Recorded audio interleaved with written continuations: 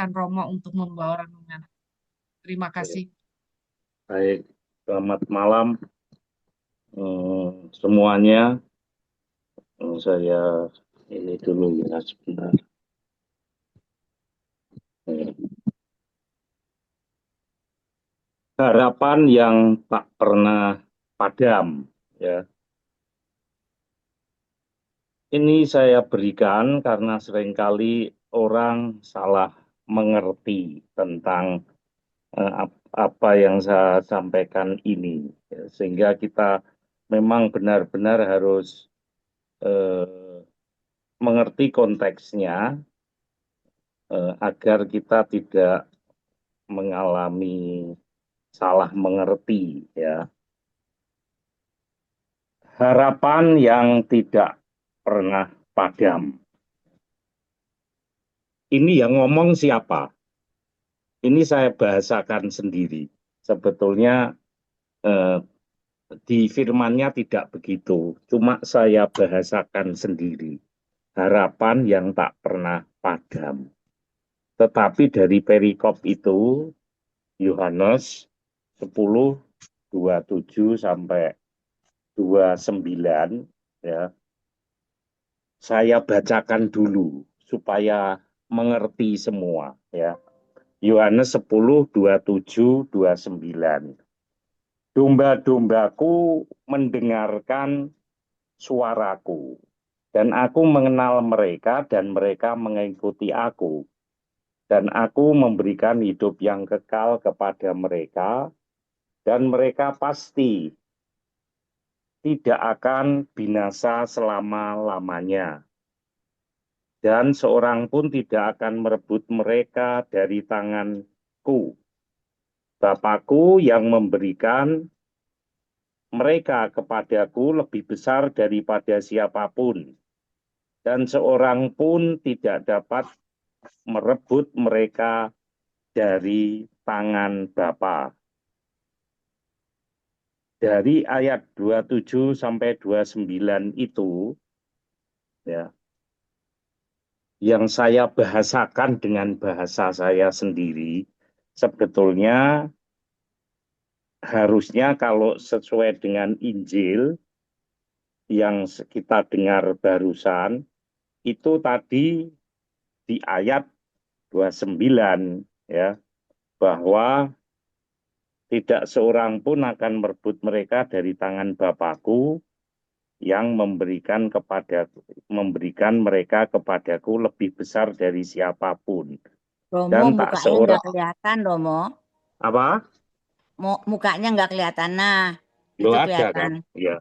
Dan tak Iya. seorang pun merebut mereka dari tangan Bapa. Nah, lalu saya bahasakan dengan bahasa harapan yang tak pernah padam. Siapa ini yang ngomong? Ada yang tahu siapa yang ngomong itu? Nggak ada tahu. Allah Yang Bapa ngomong, Yesus. Hah? Allah Yang Bapa ngomong, Yesus. yang ngomong Yesus. Tapi bahasanya kan tak seorang pun yang dapat merebut mereka dari tanganku. Saya bahasakan harapan yang tak pernah padam. Yang ngomong itu siapa? Yesus. Ya kan? Yang ngomong Yesus, harapan yang tak pernah padam. Harapan itu kan sesuatu yang dijanjikan. Itu sudah terpenuhi atau belum? Belum. Belum, ya benar. Belum, ya. Kalau sudah terpenuhi, ya bukan harapan lagi. Ya. Nah, benar begitu kan? Secara logikanya, harapan yang tak pernah padam, yang tak pernah pudar. Berarti dia memberikan suatu janji. Nah, janji itu belum terjadi, maka jadi harapan. Karena itu yang mengatakan Yesus, janjinya apa itu? sudah diberikan belum? Tapi ada kepastian atau tidak? Ada. Ada. Kenapa ada? Karena Yesus selalu menggenapi Ya karena yang janjinya. menjanjikan Yesus. Ya Karena kalau di luar Yesus nggak berani dan janjikan. Ya. Janji itu terkatakan di dalam firman-Nya, dan tak seorang pun yang dapat merebut mereka dari tanganku. Ya. Hmm. Nah, itu berarti janjinya yang dijanjikan pasti. Nah, pertanyaannya, janji itu apa yang dijanjikan Yesus kok pasti? Keselamatan. Apa? Keselamatan. Ya, benar, keselamatan, ya. Atau bahasa di kitab sucinya yang saya berikan, yaitu dia akan memberikan hidup yang kekal, hidup yang tidak akan pernah mati, ya.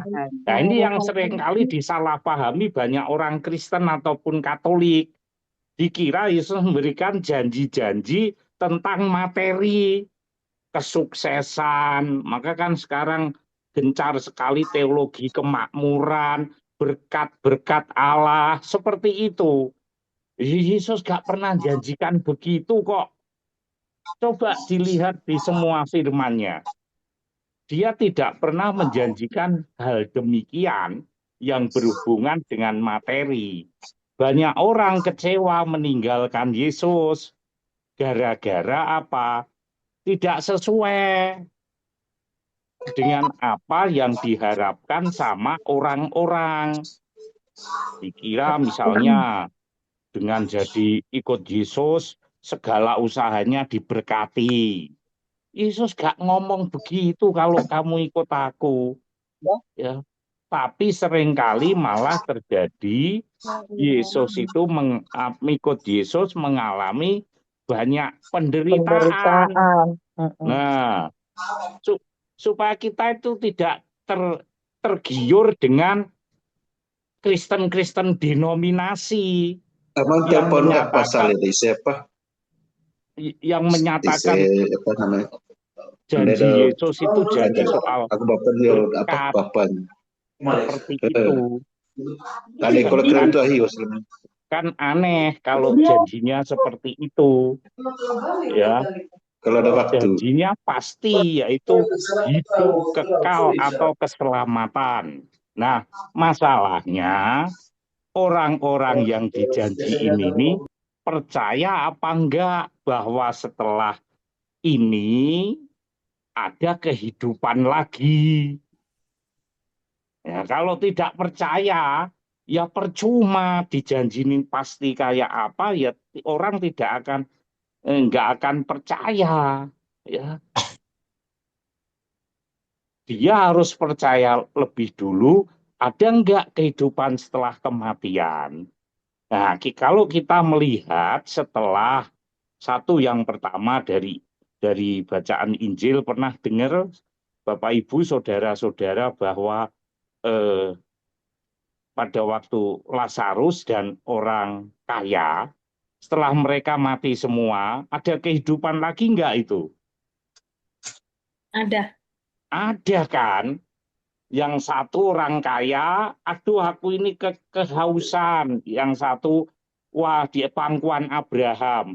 Padahal mereka secara duniawi fisik mereka sudah mati. Orang kaya itu mati, Lazarus ya mati. Tapi di situ disampaikan bahwa si kaya itu kehausan. Sedangkan Lazarus mengalami kebahagiaan bersama Abraham. Dan di situ dikatakan ketika dia minta air setetes saja, Abraham mengatakan, waduh bagaimana, kami ini tidak dapat datang ke tempatmu, kamu juga tidak dapat datang ke tempatku. Ada kehidupan lagi, kehidupan yang tidak sama dengan kehidupan di dunia, tapi ada kehidupan itu namanya. Makanya dalam salah satu prefasinya tentang misa arwah, bahwa kematian itu tidak dilenyapkan, tetapi diubah bentuknya. Nah, tapi itu harus ada dulu. Ya. Jangan seperti orang Saduki yang tidak percaya akan kebangkitan. Dia memberi contoh ada orang punya 7 suami, mati semua. Nah setelah itu ini yang sah suaminya mana? 7-7-nya sah. Yesus berkata, di dunia Bapakku tidak ada kawin dan dikawinkan, tetapi ada kehidupan yang bentuknya berbeda. Nah, jadi janji Tuhan, janji yang dikatakan Yesus itu melalui firman-Nya adalah janji kehidupan kekal atau keselamatan. Dan itu pasti. Yesus tidak pernah menjanjikan semoga atau moga-moga. Begitu tidak. Atau insya Allah bahasanya sehari-hari kalau kita sering kali dengar. Tidak ada Yesus janjikan gitu. Janji dia ya pasti. Ngapain harus bohong-bohong? Semua yang aku katakan ini berasal dari Bapakku. Tidak ada kepalsuan, tidak ada tipu daya di situ. Untuk apa? Kalau tidak, kenapa aku harus mengatakannya? Di Yohanes lain dia berkata, ada banyak sebetulnya, ya. Di rumah Bapakku ada banyak tempat tinggal. Aku akan datang ke sana dan akan menyediakan tempat bagimu. Tetapi nanti aku akan datang kembali menjemput kalian supaya nanti di mana aku berada, kamu juga berada. Itu kan yang dikatakan Yesus. Ya, maka setelah mendengar orang-orang menggunakan perikop ini dari Yohanes ini untuk mendukung pandangan bahwa mereka tidak akan pernah direbut dari tangan Yesus, terlepas apakah mereka benar-benar mengikuti Yesus atau tidak, yang penting mereka pernah pada suatu ketika percaya kepada Yesus. Tetapi benarkah ini yang dikatakan oleh firman Allah? Mari kita membaca bagian di dalam konteksnya. Ya, tadi Yohanes itu 27 saya sampaikan kembali. Domba-dombaku, jadi Yesus itu yang mengatakan untuk memberi janji. Nah, janjinya diberikan kepada siapa? Nah, ini seringkali juga orang Kristen Katolik salah. Yang percaya kepada Yesus, apakah demikian? Menurut konteks Yohanes 10, 27, 29. Karena ada banyak orang percaya, ya sudah dibaptis, ya. Setelah dibaptis kemudian hidup tetap dalam kedosaan. Percaya sama Yesus, percaya. Dia Tuhan dan penyelamat, iya. Tetapi hidupnya tidak mencerminkan perintah-perintah dari yang telah diberikan Yesus dan diajarkan. Apakah itu yang bisa dikatakan bahwa dia yang akan diberi janji hidup kekal? Nah, seringkali kita terjebak di situ, bahaya ini.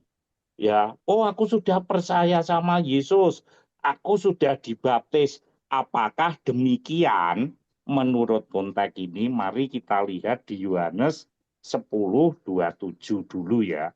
Domba-dombaku mendengarkan suaraku, dan aku mengenal mereka, dan mereka mengikut aku. Dan aku akan memberikan hidup yang kekal kepada mereka. Dan mereka pasti tidak akan binasa. Ya.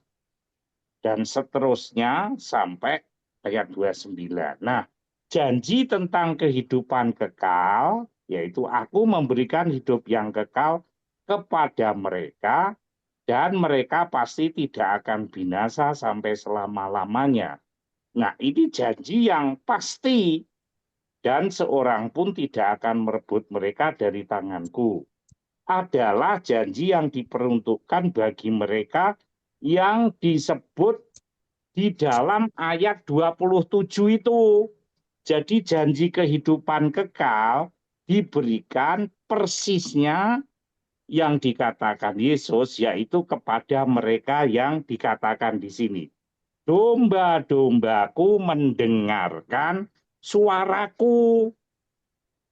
Ada banyak orang Katolik, Kristen, pertanyaannya, apakah mereka bagian dari domba-domba yang mendengarkan suaranya Yesus?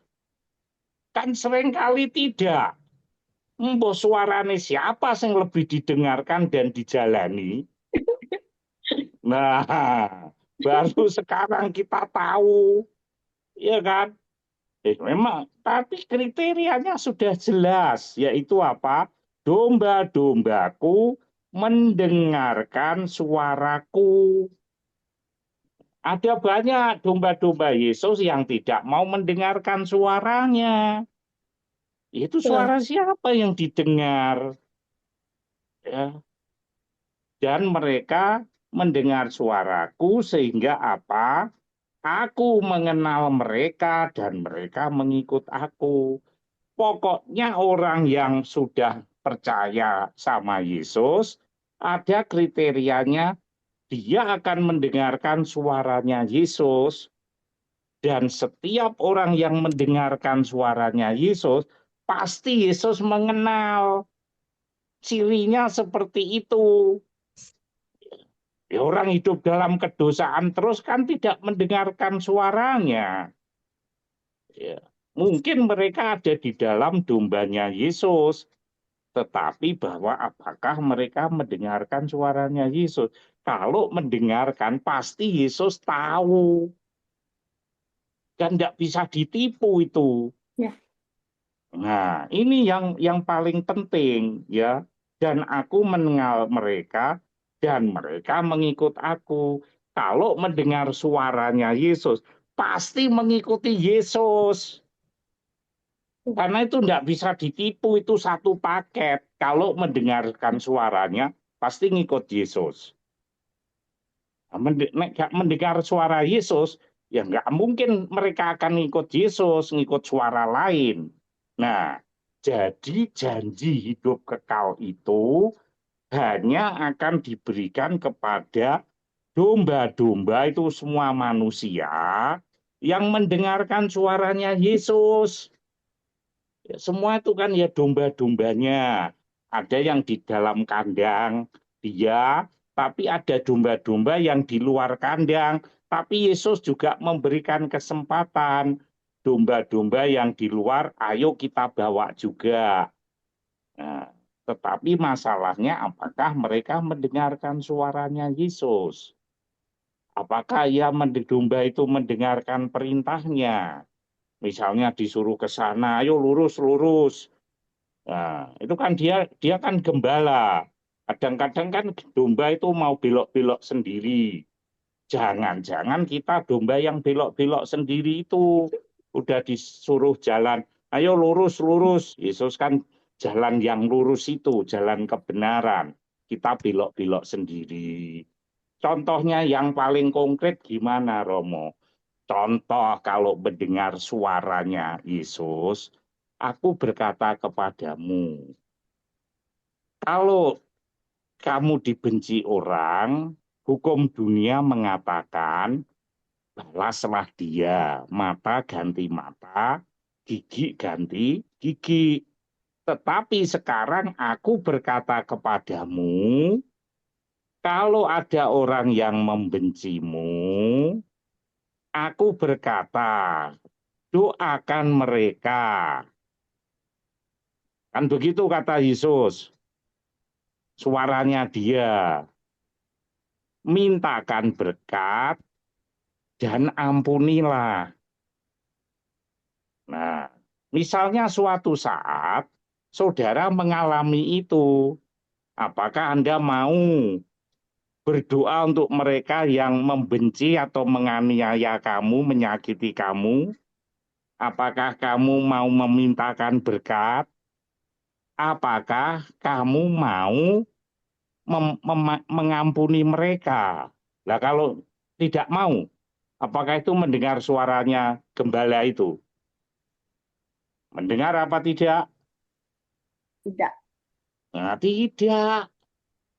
Itu tadi, kamu tidak akan dapat janji itu. Janji ini akan hanya aku berikan untuk domba-domba yang mengenal suaraku. Dan mereka akan mengikuti aku, mengikuti suaraku itu. Nah, dalam hidup kan kita tidak seperti itu, ya. Nah, untuk menjadi domba Kristus dan termasuk dalam janji di ayat 28, kita perlu mendengar suaranya. Kita harus dikenal oleh Dia karena kita mau mendengar suaranya dan mengikuti yang diperintahkan. Dan kita harus mengikuti Dia, artinya mengikuti yang diperintahkan. Sulit, Romo. Ya memang. Untuk mengikuti Dia itu memang apa mudah? Ya kalau mudah ya ngapain? Karena harga hidup kekal itu mahal. Ya. Jadi harga yang harus dibayar itu mahal. Ya, ada orang bilang, orang ekonomi atau dagang, ya ada barang, ada harga, Romo. Ya kalau tidak, kalau hidup kekal itu murah, meriah, ya itu namanya nggak mahal. Ya. Hidup kekal itu mahal karena apa? Nggak akan mati lagi loh. Siapa nggak mau? Apa itu bisa dibanding dengan apapun? Nggak bisa. Kita sudah nggak bisa mati lagi kok.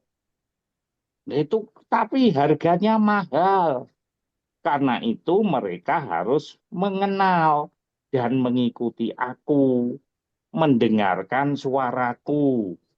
Ya, di situ dijelaskan dengan jelas. Maka mari kita meneliti hal ini secara lebih mendalam.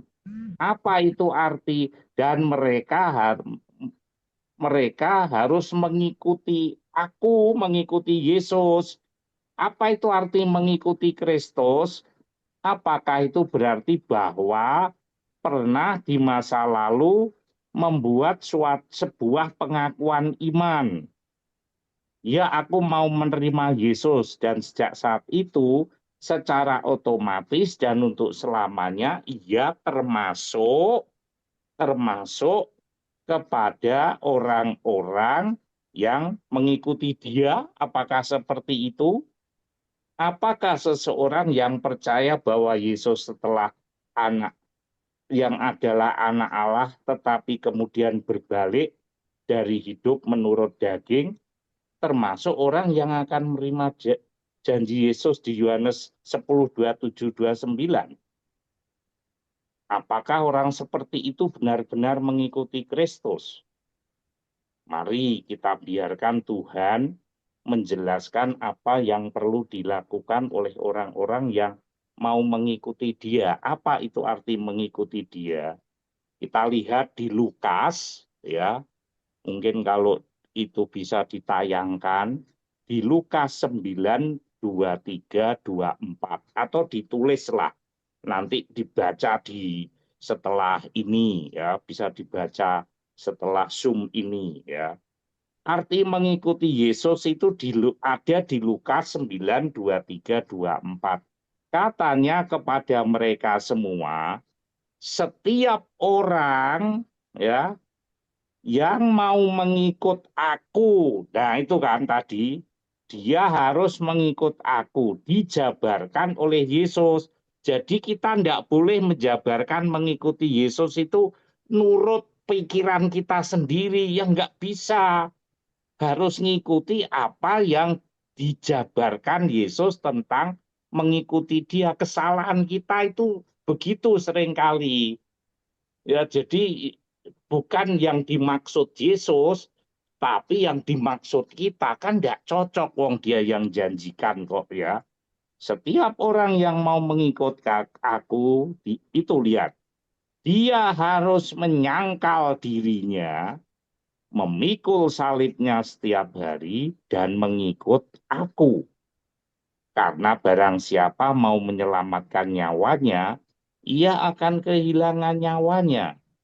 Tetapi barang siapa kehilangan nyawanya karena aku, ia akan menyelamatkannya. Nah, ya, jadi orang yang berani kehilangan nyawa karena Yesus, itu yang baru beroleh hidup kekal.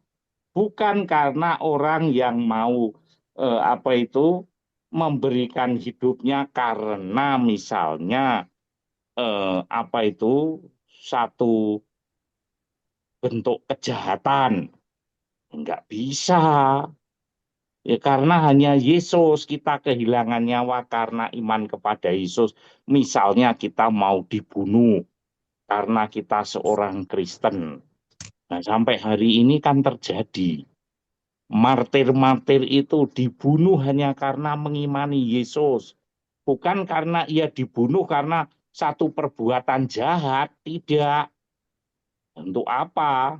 Ya, karena orang yang melakukan hal-hal seperti itu banyak, ya.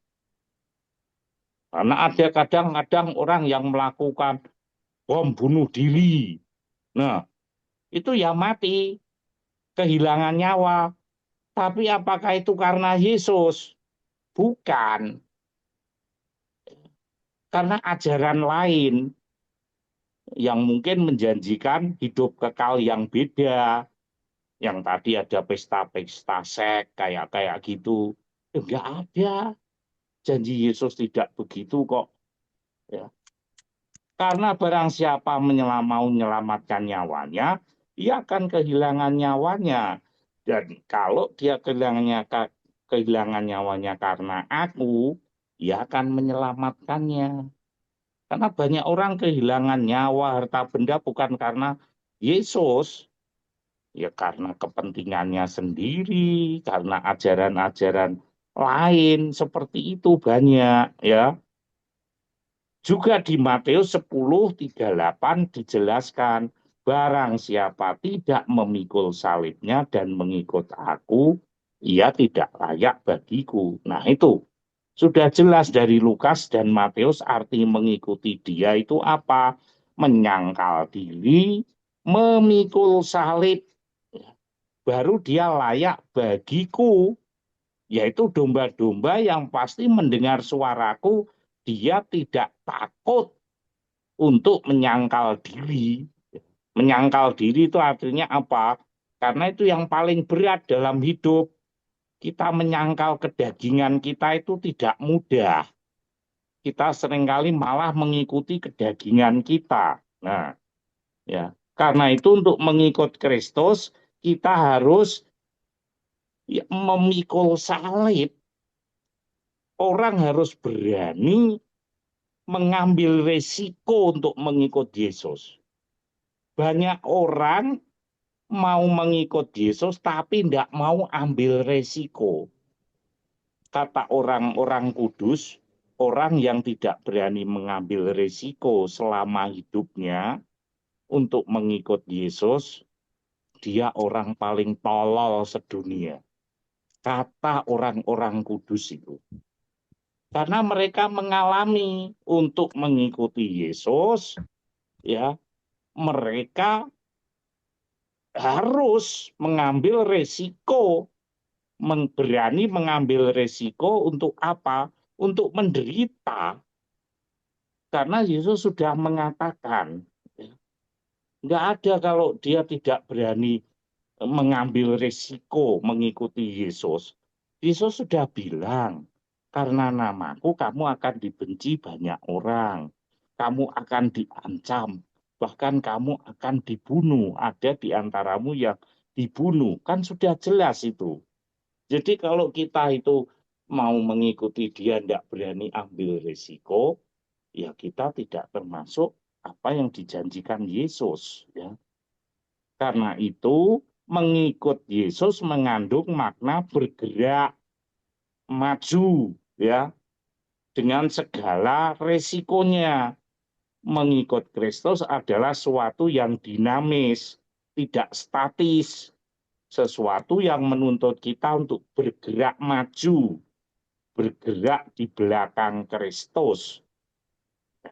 Di sisi lain, momen iman yang pertama adalah sesuatu yang statis, yaitu sesuatu yang terjadi pada titik waktu tertentu ketika kita telah menemukan Dia. Banyak Yesus berkata setelah bertemu orang-orang yang sesat hidupnya, dia selalu berkata, sekarang ikutlah aku.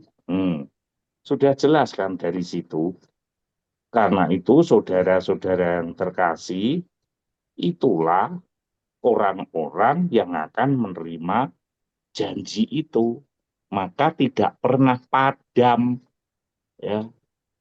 Harapan yang diberikan Yesus tidak pernah padam sejauh kita mau menjadi domba yang mau mengikuti suaranya, mengenal suaranya. Supaya apa? Supaya Yesus mengenal kita. Domba-dombaku, dikatakan di situ tadi bahwa mendengarkan. Apakah selama ini kita sudah menjadi domba yang mendengarkan Dia?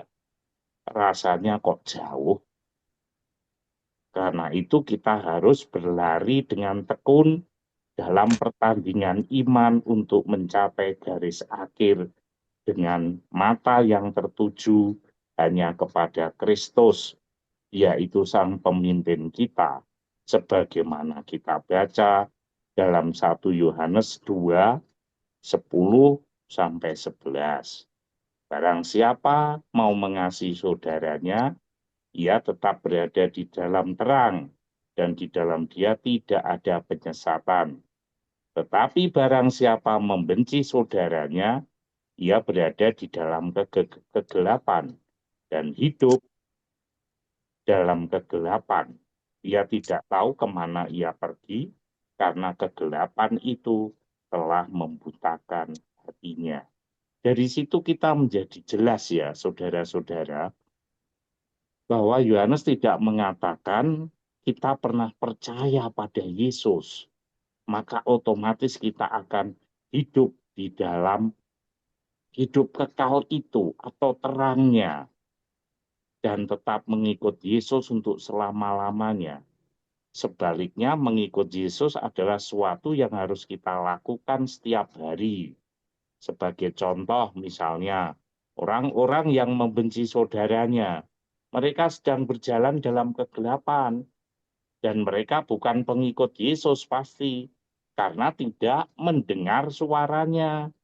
Sekalipun mereka pernah pada suatu ketika memiliki iman, ya aku sudah dibaptis, aku sudah percaya kepada Yesus, bukan di situnya. Itu yang statis, ya. Tapi yang dinamis adalah apakah kita bergerak mengikuti apa yang diperintahkan Yesus. Ya. Karena mereka pasti itu bukan domba-domba Yesus. Mereka bukan dombanya. Karena yang hanya menjadi domba-domba Yesus itu yang hanya mau mendengar suaranya lalu mengikut Dia. Karena Yesus mengenal mereka. Jadi dapatkah kita mengatakan bahwa janji dalam Yohanes 10:28, aku memberikan hidup yang kekal kepada mereka, dan mereka pasti tidak akan binasa sampai selama-lamanya, dan tak seorang pun dapat merebut mereka dari tanganku, berlaku hanya, ini ya saya garisi, itu hanya berlaku bagi domba-domba atau mereka yang hidup di dalam suara Yesus. Orang-orang macam itu pasti tidak hidup dalam kegelapan. Ya, Artinya apa? Mungkin dia dulu pernah hidup tidak benar. Maka Yesus memberi jalan pertobatan. Dia tidak menghitung bahwa dulu kamu berdosa begini-gini. Nah sekarang setelah dengar suaraku, kamu berbalik, bertobat. Ya, jangan sampai tidak bertobat. Aku tidak pernah menghukum engkau. Ya, karena itu bertobatlah. Ya, bagi orang-orang yang bersedia kehilangan hidup atau nyawa untuk memperolehnya. Nah, bagi orang-orang seperti itu, tak seorang pun yang dapat merebut mereka dari tangan Yesus. Itu sudah pasti. Masalahnya sekarang, apakah benar-benar kita mau mendengar suaranya dia? Ini yang mesti harus menjadi apa ya? Menjadi peziarahan kita. Lebih-lebih di tahun peziarah pengharapan ini. Api Kristus, dan lagunya begitu, supaya tetap menyala dan tidak pernah padam. Jadi bagi mereka yang ingin memperoleh janji Yesus, yaitu hidup kekal yang sungguh-sungguh karena dia telah membuktikan dengan bukti yang tidak pernah orang bisa membuktikan, bahwa dia setelah mati, dia bangkit. Nggak ada orang satu pun di dunia yang melakukan itu kecuali Yesus. Maka janjinya ya sudah pasti. Nggak mungkin dia insya Allah atau moga-moga. Tetapi asal domba-domba itu mendengarkan suaraku. Dia mengatakan begitu, domba-dombaku mendengarkan suaraku, dan aku mengenal dia, dan mereka mengikut aku. Ada 3 hal. Domba yang mendapat janji hidup kekal, domba itu kita semua, tidak peduli dari mana-mana. Masalahnya, apakah benar-benar sungguh-sungguh satu mendengarkan suara Yesus? Nah, ini yang perlu kita pikirkan sebagai orang yang ingin memperoleh janji hidup kekal. Apakah kita mau mengikuti dia juga? Nah, 2 hal ini, ya. Kalau kita mendengarkan suaranya, sudah pasti Yesus mengenal. Dan itu menyatakan bahwa kita mau mengikuti dia. Semoga harapan yang sungguh-sungguh diberikan Yesus itu benar-benar tidak pernah padam sejauh kita tekun dan mau menjadi domba yang mendengarkan suaranya, dan kita dikenal Yesus, dan kita membuat keputusan mengikuti dia. Orang macam beginilah yang akan disediakan rumah di rumah Bapa, sehingga di mana Sang Gembala ada, yaitu Yesus, yang berkata supaya milik semua yang telah diberikan Bapa, yaitu domba-domba yang mau mendengar suara dan mengikuti dia, mereka tidak ada yang hilang. Dan supaya di mana aku berada, di situ pula domba-domba yang mendengar suaraku dan mengikuti aku berada juga bersama aku. Itulah janji Yesus, janji yang pasti dan tidak pernah dia berbohong. Semoga kita menjadi domba yang benar-benar mau mendengar suaranya dan mau mengikuti Yesus yang adalah Gembala utama, Tuhan dan Juru Selamat kita. Tuhan memberkati. Amin. Teman-teman, Amin. apakah ada yang mau memberikan pertanyaan? Tapi sebelum Silakan. kita masuk di dalam pertanyaan, ini sebaiknya kita foto dulu ya. Biasanya kalau udah foto kabur semua udah. Iya. Kita foto dulu, baru Baik. kita masuk dalam pertanyaan. Bisa Iya, Bu. dibantu? Sekarang bisa buka video. Kita kasih senyum yang Iya. paling manis. Silahkan Bapak Ibu berikan senyum buat rahmat Tuhan.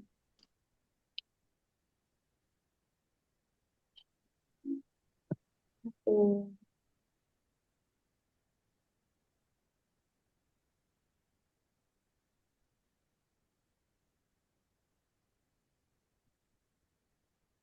Dua.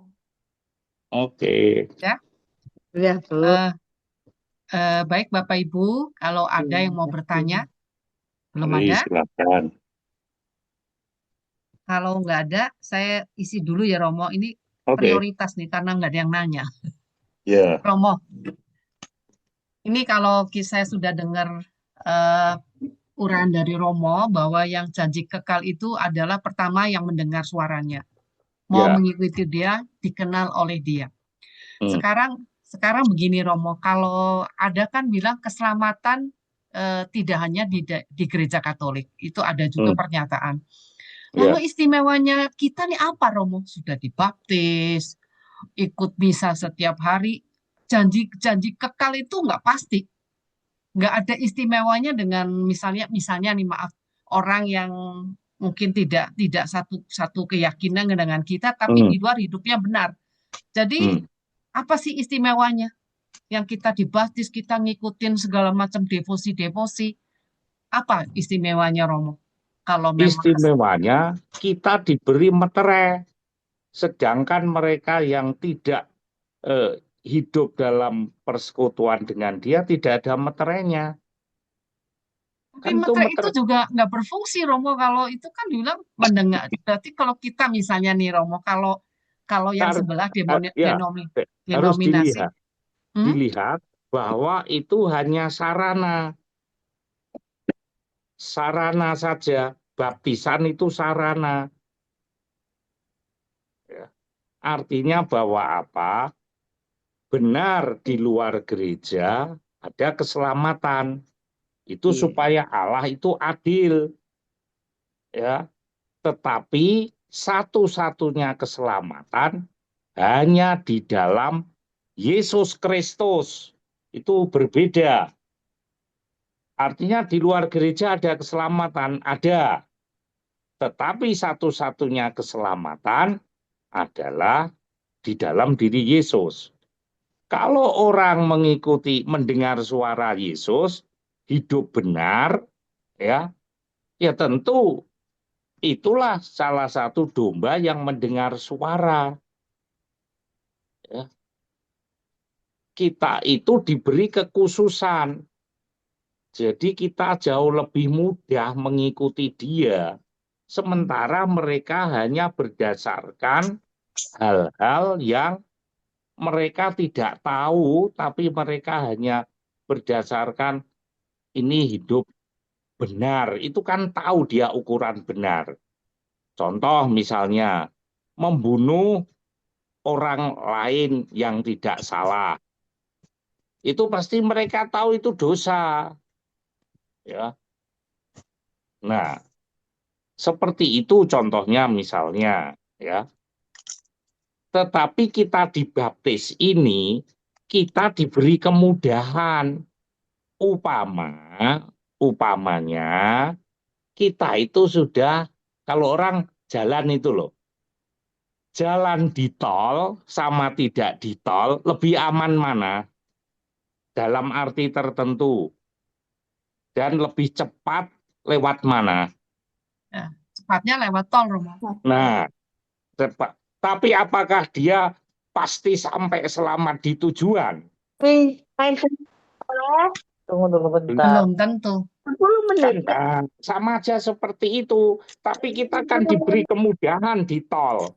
Sudah tidak rame. Nah, sama saja orang yang dibaptis itu diberi kemudahan. Karena dengan dibaptis kita mendengar suara Tuhan jelas daripada yang di luar. Yang di luar kan tidak jelas, karena mereka tidak pernah mendengar suara atau perintahnya Yesus.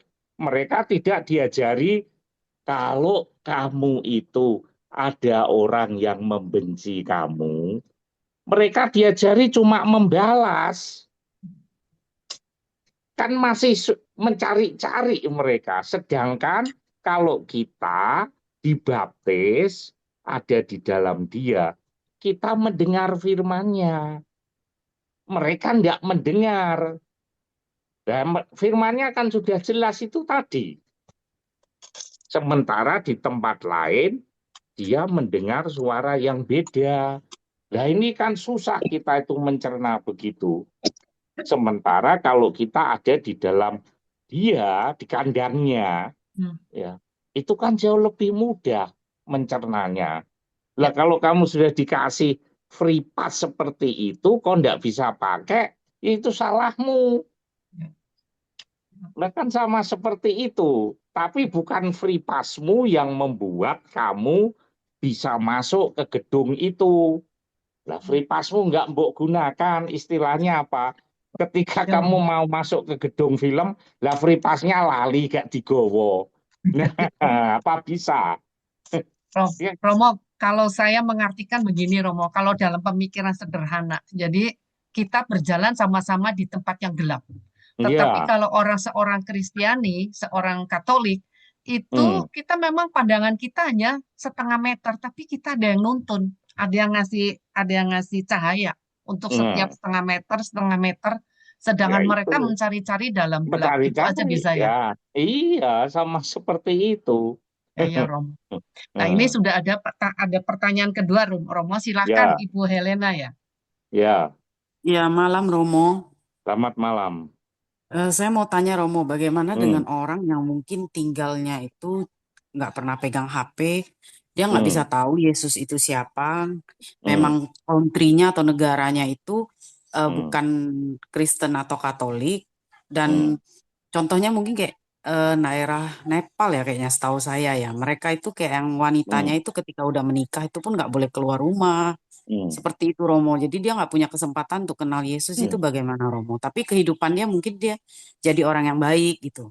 hmm. Ya, Yesus, Yesus mengatakan bahwa dia akan mengadili orang menurut keadilannya.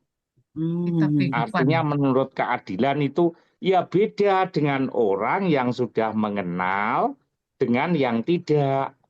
Karena kalau tidak kan nanti diprotes dia sama yang aku enggak pernah tahu kamu itu gimana nanti. Makanya dia diadili berdasarkan pengetahuannya dia. Kalau dia Hmm. pengetahuannya bahwa aku hidup harus hidup baik, harus hidup yang baik, mengasihi orang, ya dia diukur dengan itu. Maka tuntutan kita menjadi dombanya itu jauh lebih berat. Sebenarnya kan itu aja yang membedakan orang orang pengikut Yesus sama enggak. Hanya di tuntutan. Tuntutannya Yesus itu lebih karena kita sudah diberitahu dengan yang tidak diberitahu. Lebih mudah mana sebetulnya? Kalau kita Ya nggak kan? tahu kayaknya. Loh, ya yang lebih mudah yang diberitahu toh. Oh iya Iya iya. kan?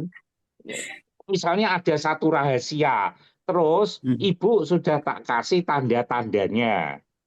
Hmm. Misalnya kalau kita pramuka itu loh, kan disuruh nyari dipakai simbol-simbol toh, Hmm.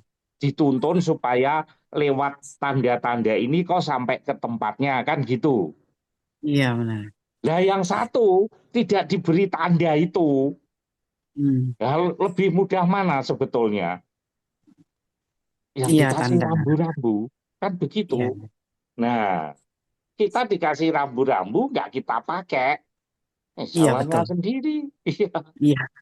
Nah, sama seperti Yesus ketika Yesus itu dia mati, mati secara fisik, kan dikatakan menurut apa itu? Menurut iman syahadat kita, dia kemana? kan dia 3 hari kemudian dia bangkit dari kubur. Benar? Begitu? Mm-mm.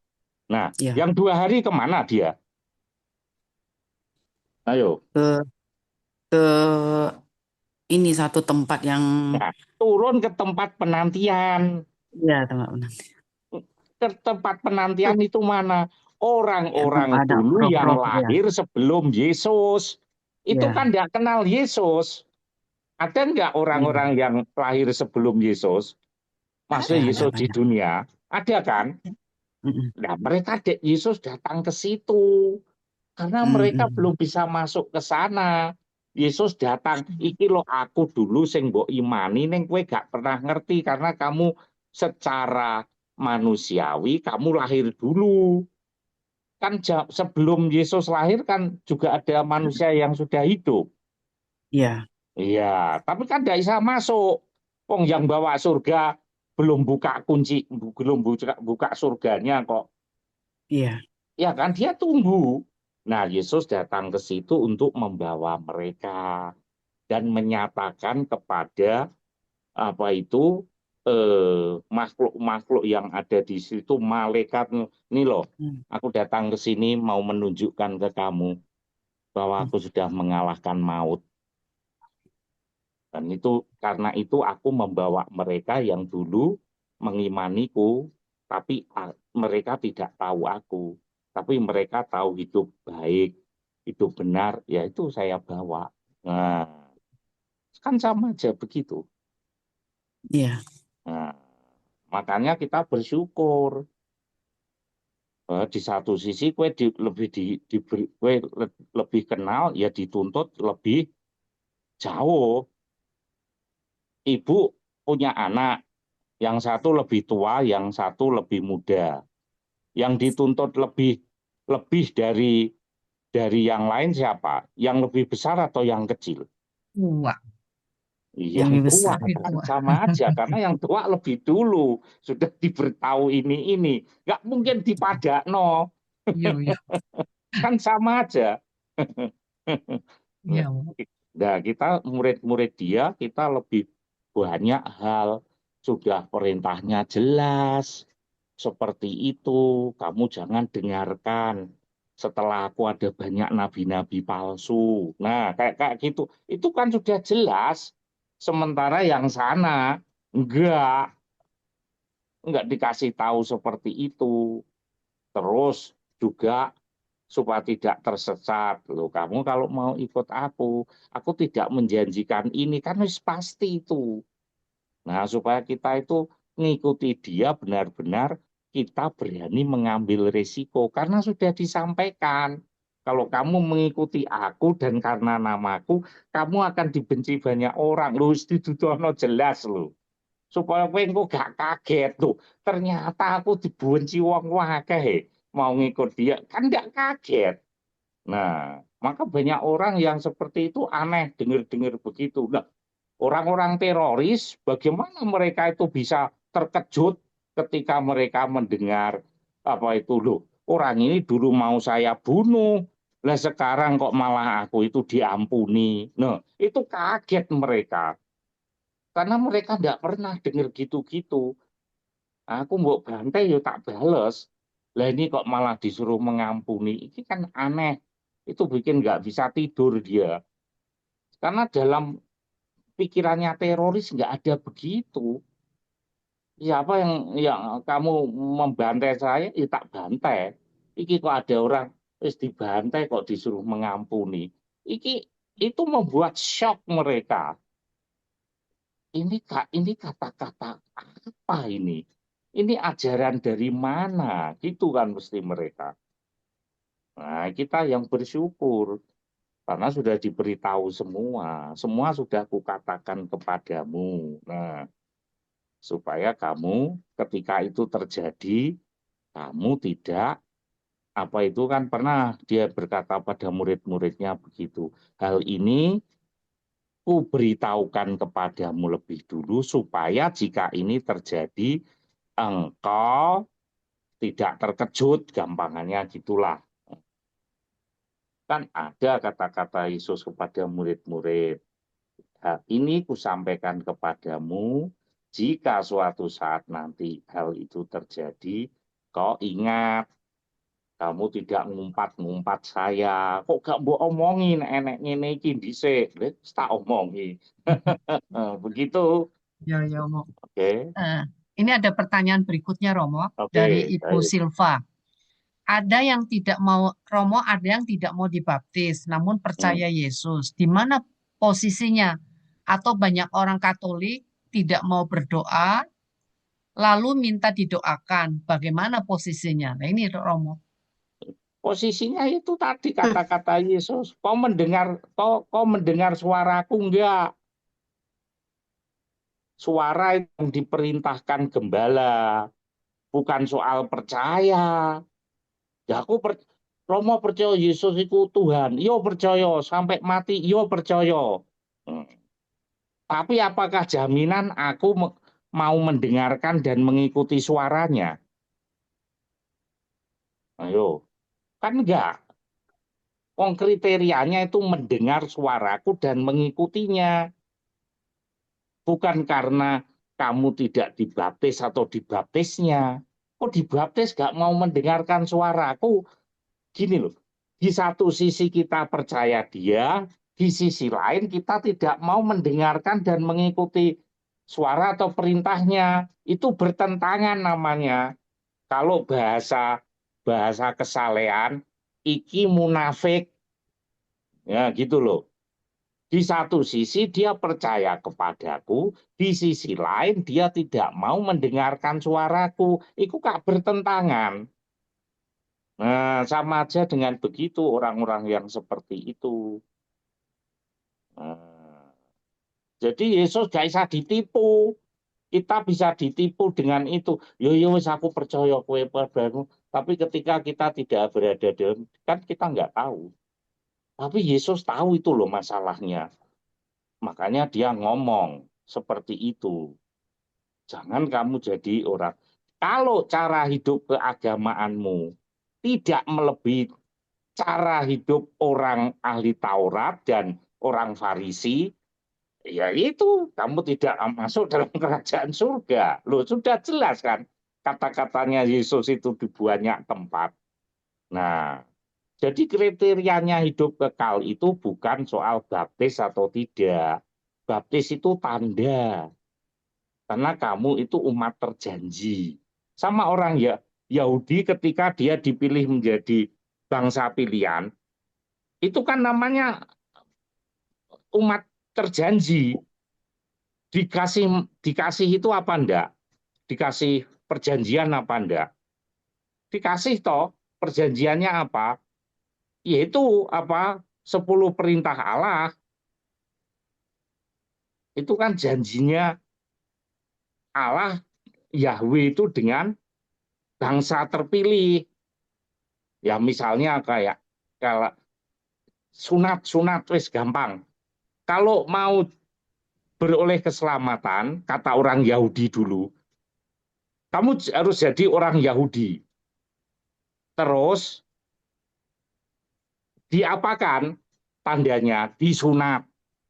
Nah, pertanyaannya, sunat itu diperuntukkan bagi siapa? Hanya bagi siapa? Sunat. Hanya bagi orang Yahudi. Orang Yahudi. Kalau kamu tidak Yahudi, nggak perlu sunat, kata Rasul Paulus. Kan gitu. Ya. Karena yang bangsa terjanji itu Yahudi, maka dikasih tanda sunat.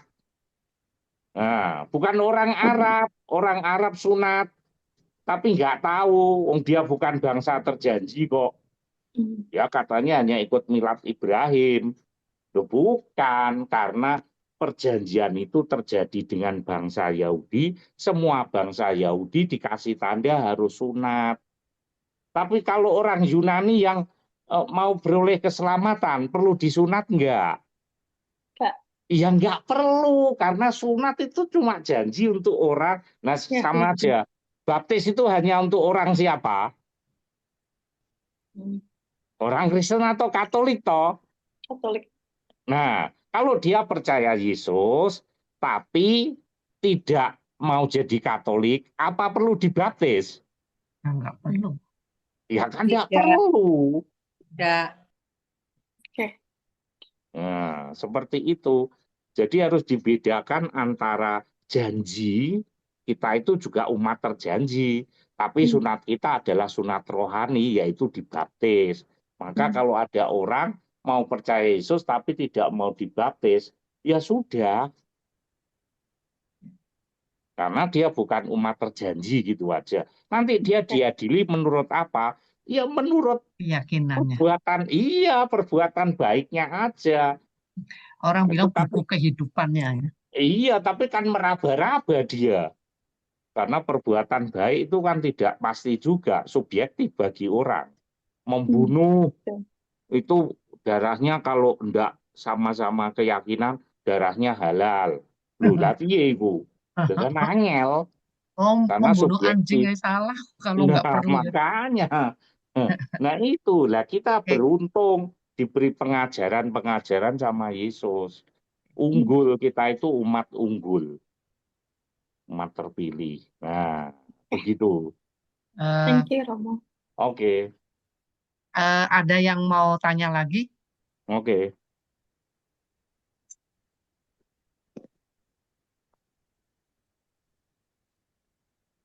Mungkin tadi kan si Silva tanya mengenai baptis. Menurut Ya, saya baptis ya tidak sekedar sarana, itu keuntungan bagi kita umat Katolik. Karena iya, melalui baptis kita dapat pengampunan Allah yang melalui sakramen-sakramen dan ya bisa itu merasakan kehadiran Allah benar. melalui Ekaristi. Iya, Jadi baptis ya sesuatu yang menurut saya yang tidak sekedar istimewa. sarana, tapi Iya, itu bentuk anugerah Allah. iya. Bahasa kita Nah, kan itu sarana aja, tapi cara sarana memperoleh sarana yang luar biasa, begitu. ya Karena itulah yang membedakan dengan orang yang tidak dibaptis. Apa sih bedanya orang dibaptis atau tidak? Mereka tidak banyak diberi. sekali ya. Iya, enggak, bedanya sangat jauh sekali. Kalau Kita nggak mau diberi dibaptis, tanda. berarti Mm-mm. menolak anugerah Allah. Gitu Iya, aja. begitu. Ada yang mau Seperti itu. tanya lagi? Silakan, silakan, langsung aja raise hand.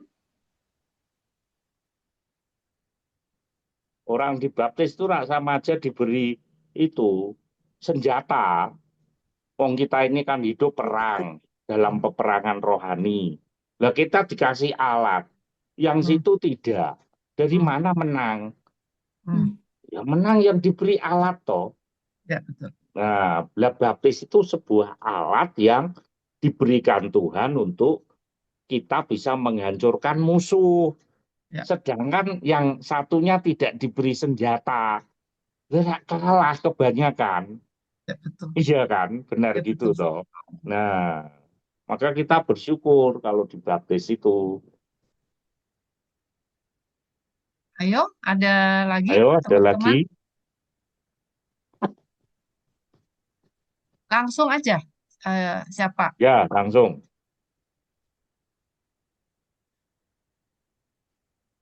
Teman-teman, nggak ada? Nggak ada ya? Oke. 1, 2, 3.